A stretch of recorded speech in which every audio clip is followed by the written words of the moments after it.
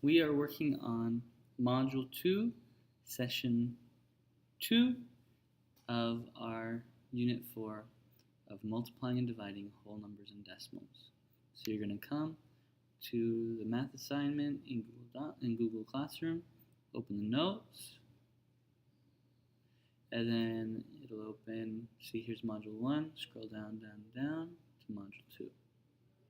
Okay, so we're going to quickly go through a couple of these problems, and then you'll have some to do on your own.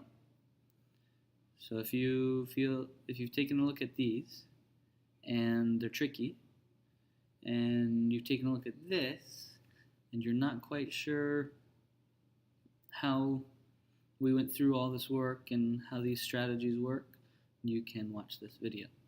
So let's start with the first problem, 25 times 32. So what strategies, this module is all about more strategies for multiplying whole numbers and decimals. So what strategies could we use? Well, Module 1 gave us some really good ideas about using power of 10 and the place value, halving, doubling, so many different strategies that we came up with. So 25 times 32, how could we do this using some strategies? Well, one thing is the standard algorithm, the one where you just do 32 times 25, right? And then you do the math that you know how to do, 5 times 2. But there's some easier strategies that you could use to make it go quicker, I think. And even if you don't use those strategies, when you do a problem like this, it's good to know that you can. So if you find a tricky problem, you can come back and use strategies. It's always good to have different strategies in your mind that you can use. Rather than, if you only have one strategy to do something, then if you ever find a problem that you don't know how to do, then you're going to be stuck.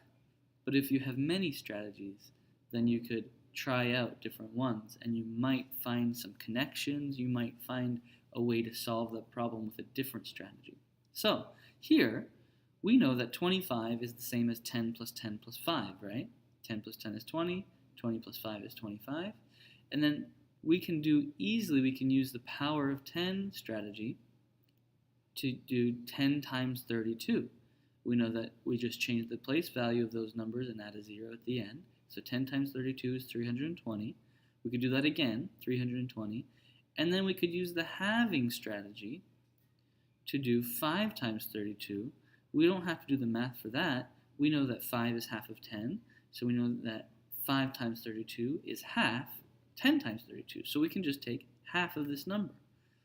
So we know that half of 300 is 150, right? Because half of 30 is 15. So now we have 32. Well, if 15 times 2 is 30, then 16 times 2, oh yeah, that's 32. So half of 320 would be 160. If that was a tricky thing, that halving strategy, come and see me and we can do it a little bit more slowly. So now we have 320 plus 320 plus 160 all together equals 800. So 25 times 32 is 800. Yep, we know that 25 times 32 is the same as 10 times 32 plus 10 times 32 plus 5 times 32. Okay, moving on. 1/4 times 32. Now, did it actually say 1/4 times or 1/4 of?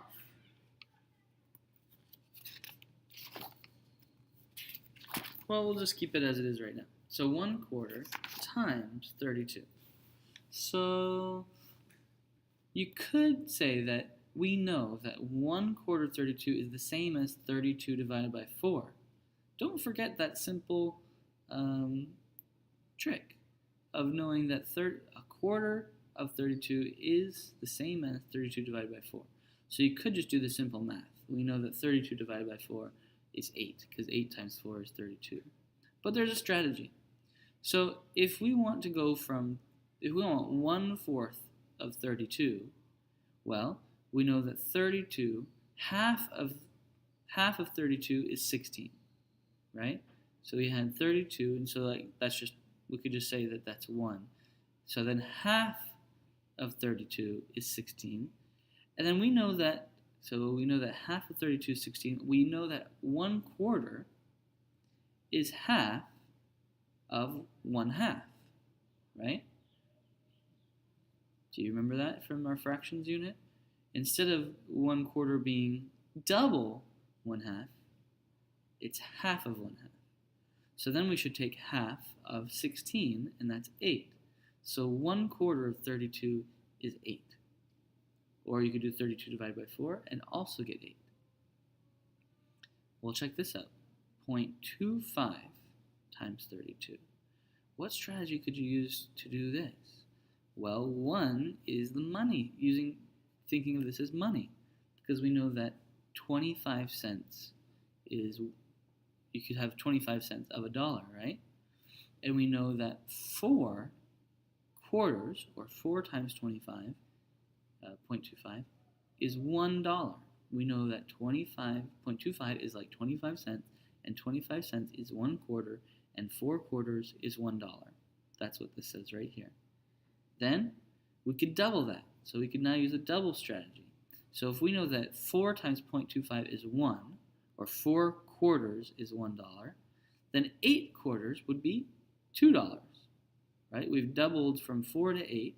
4 was 1, so if you double that, you're just going to double this number too. So 8 quarters should be $2.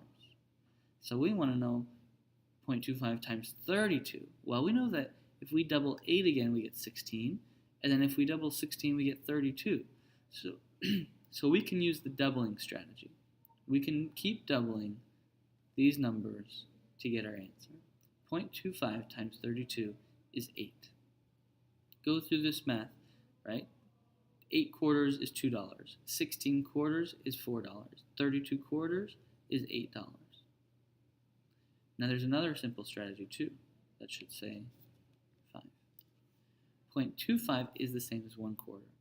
1/4 of 32, well, we already did that. And we know that the answer is 8. So 0.25 times 32 is 8. Now, your job. 1/4 of 20. It's the same idea as over here.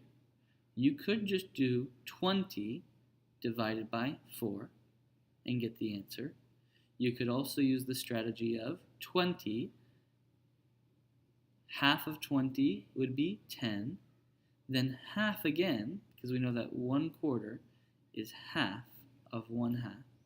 So half of 10 would be the answer.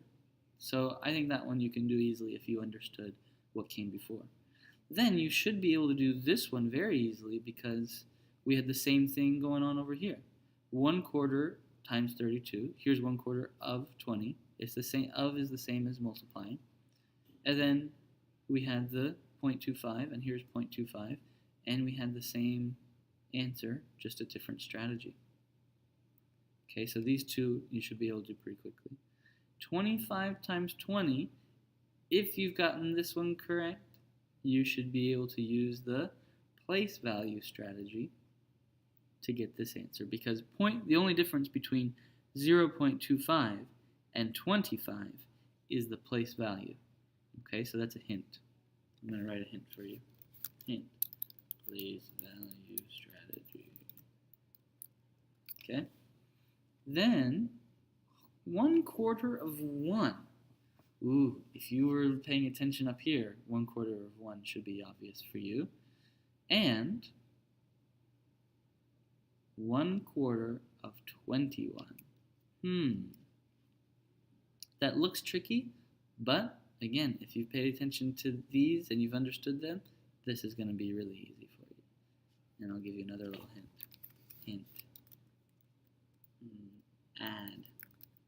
Adding strategy.